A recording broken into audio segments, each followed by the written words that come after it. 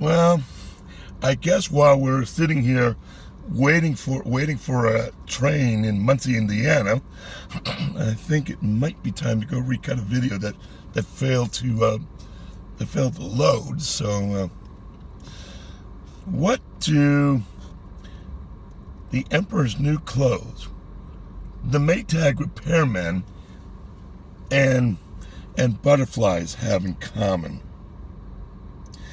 A little piece of wisdom and some, maybe an exercise in what to do when you find, just like the Emperor's New Clothes, that what one thought they had was nothing but the latest the fruit of the loom.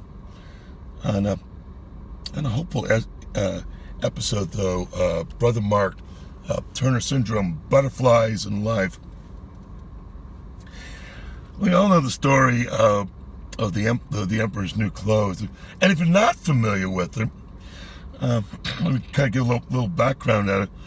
There came two little deceivers or hucksters who thought they could convince the Emperor to have new clothes, and they deceived, and they took away his old clothes, and then they deceived him so they was going to have something even new and better, and everybody fell into that ruse as well, until a little boy said, "But sire, you're naked."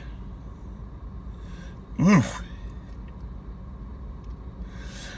And the reason I bring that up is I think we're gonna, good, the train's is cleared, so we should be able to get on our way as the sun sets in central Indiana.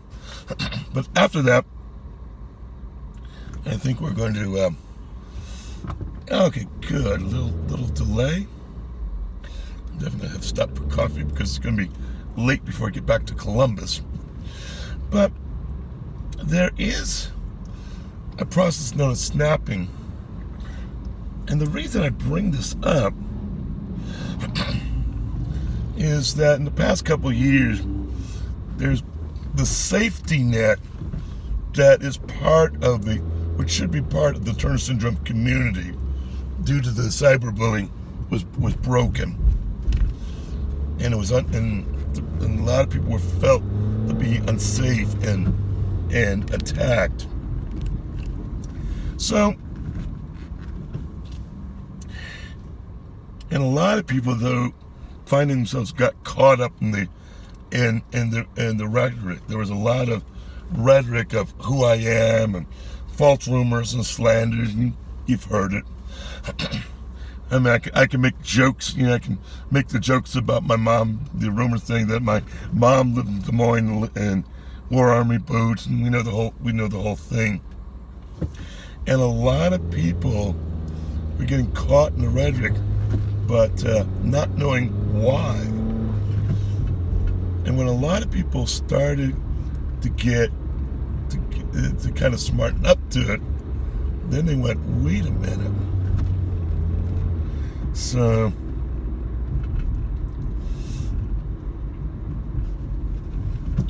well, I guess Muncie's got a nice collection of Gaelic low floors for those who are transit buffs.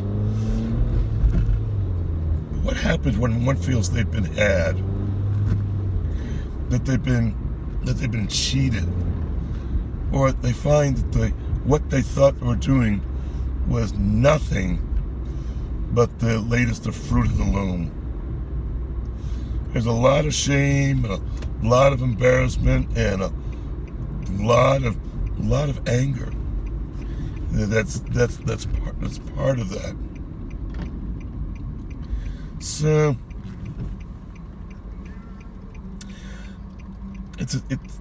and a lot of people got caught up in the drama, not knowing why.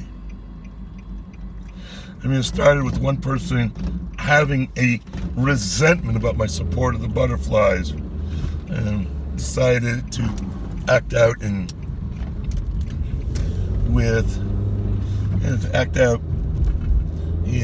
resentment and jealousy and vitriol. speaking lies and hate as opposed to speaking the truth in love. So, and a lot of people just got caught up in the rhetoric and got caught up in the bandwagon. A lot of them, though, got out of it and went and wondered what was going on. There's Conway and Siegelman wrote a book back in 1978 called Snapping. And there's two components to it. There's usually a just a sudden experience when suddenly somebody has an abrupt shift in thought or theology or politics that all of a sudden they're not the same person. And sometimes people can be led down the primrose path. I mean, Snapping was written right on the heels of the Jonestown Massacre. It's just one half-crazed pastor mixing just a toxic mix of evangelicalism and social justice. Now, don't get me wrong. There's nothing wrong with evangelicalism, nor is there anything endemically wrong with social justice. But the way that it was used as a method of control, that's where it got dangerous. And endemic is that the only reality is the group itself. And then so a lot of people will invariably get out of that situation. And a lot of people usually get out because all of a sudden things don't ring true anymore. Something doesn't sound right. There is such a disconnect that people kind of go, wait a minute.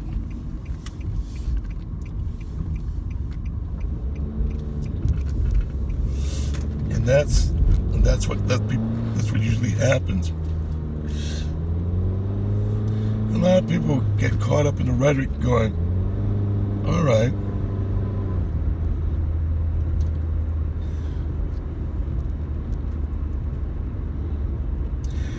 And not realizing why they were getting caught up in the rhetoric, caught up in the bullying, caught up in the attacks and the drama, until people start to confront them and go, well,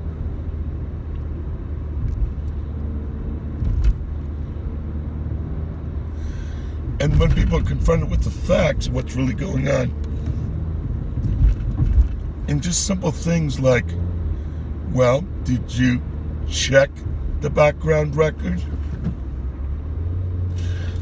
And I think a lot of people just exited out and got away from the drama, even from the video of Liar, Liar, Butterfly, Wings on Fire. I mean, it's no accident that there are 543 views in that video.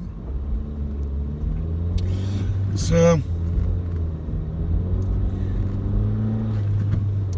what happens when one realizes they have been had? It is not a fun feeling.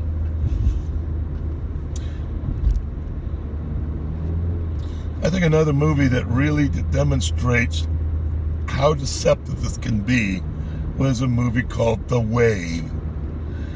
And in it, a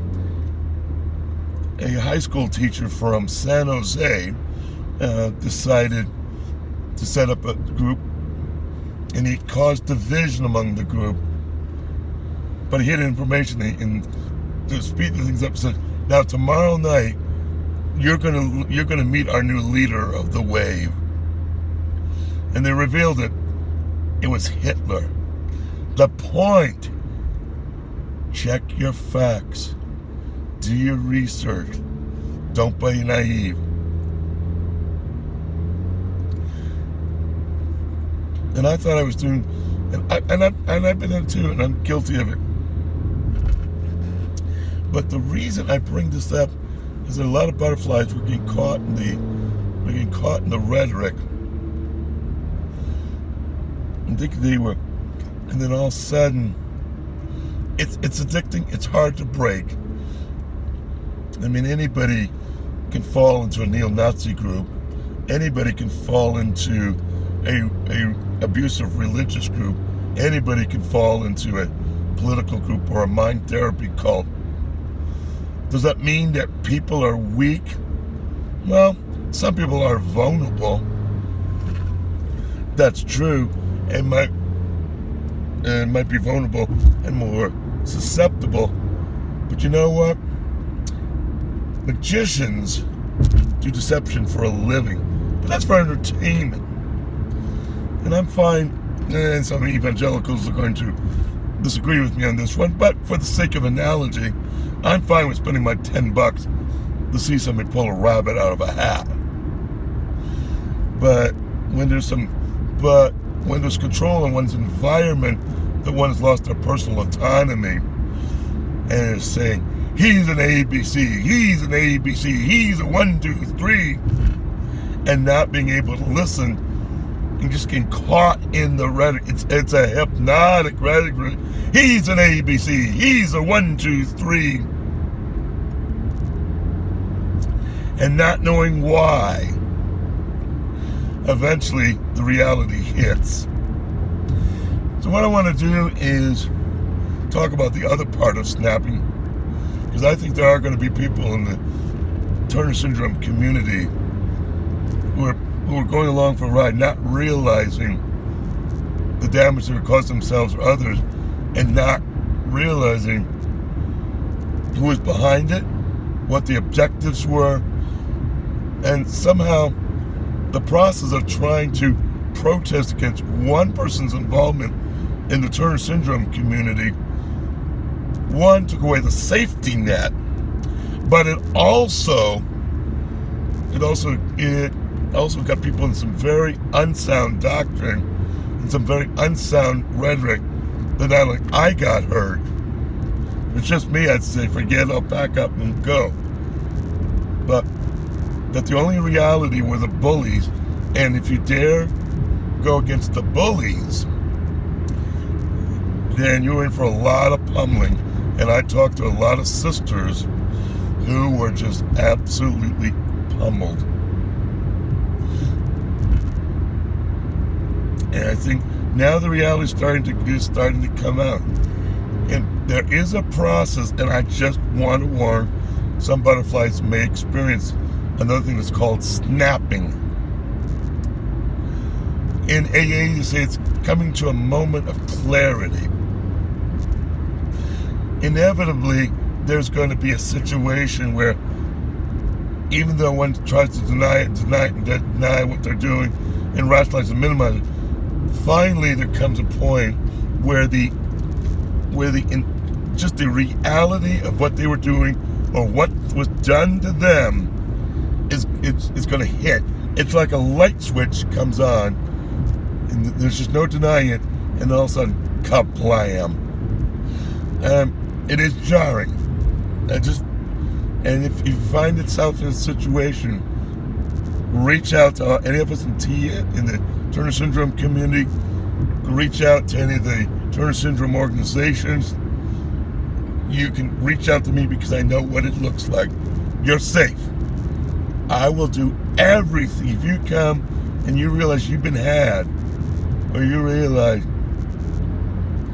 that you were acting in the rhetoric and the bullying, and you got caught up in it, first up, when that reality hits, be very gentle and forgiving on yourself. It may be hard, but just put that at the top of the agenda, because many butterflies are going to find they were deceived. They got caught up in the bullying, not realizing why. They didn't know the people who were caught up, and there's going to be that shock of, oh my God, how could a person such as bright as me get involved in that? Well, I think a woman that was in a business cult or a multi-level marketing scheme said it this way: a cult doesn't come up to you and say, hi, I'm a cult, I'm going to take over your lives. It's more of a controlled environment, controlled information.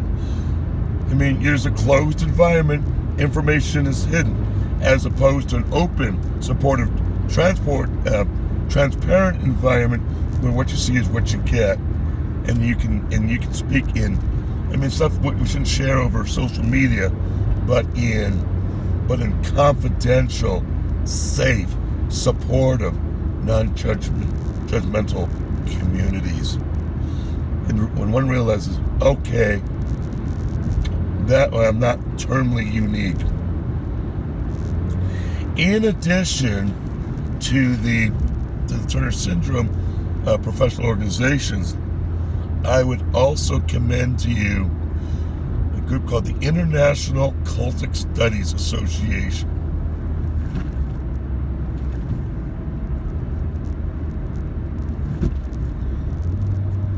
And when I was in an occult, maybe not, but at least if one learns about mind control and learns about the deception, and also talk to people who've been in a similar situation, there's not going to be that feeling terminally unique. And the reality is, many of us didn't have full information. We were working with the information, and we have to be good to ourselves, and we have to be forgiving. So don't go it alone. There will be some times of grieving. There will be times of don't beat oneself up. Again, be very gentle and very forgiving to yourself. There may be times of grief and loss, and time invested, time and energy invested in some of the more militant bullying communities. Again, a lot of people just happen to be at the wrong place at the wrong time, just as instantly as one takes the wrong turn down a street. Just that innocent. There'll be times of grieving, there'll be times of anger, times of loss. Don't go it alone. Talk to other people going through. Butterflies, unite and support. We're going to have some butterflies who are going to need to be wrapped around and supported, prayed for. And I'm prepared to have that virtual coffee pot going, or the tea kettle, and biscuits if any of the European butterflies have been similarly affected. And I know that our group, Turner Syndrome Butterfly Hall, will also be there. So if you found that you feel bad about what you did or what was done to you, help is out there. And I will certainly do everything possible. And we have an admin now in our group, and we're looking at possibly having somebody else come and volunteer to talk and to support. So we're still interviewing, so sit tight on that one, but we'll certainly see what we can do. I want to let you know, if you don't feel safe, I don't feel safe, and we're going to do everything possible to make butterflies feel safe. So don't go it alone. Again, if you see something, say something. If you're not sure about something, you're confused, again, use ICSA, International Cultic Studies Association. Use the Turner Syndrome Professional Organization. TSF's wonderful. I've worked with them for a long time, and I know they've got resources. There's also another resource. I haven't got permission, but there's also an online Zoom meeting. I just need to get some clearance. But if you go through ICSA, you'll find it. And some of the organizations obviously are going to have to require a screening interview. We're not they won't be intrusive. They just want to assess what's going on, and that somebody's not trying to sneak in and make trouble. So So hopefully that will be something in the offing as well. Anyway, praying for healing, praying for the smoke to clear, and if you're having trouble with it, help's around, and we'll do everything we can.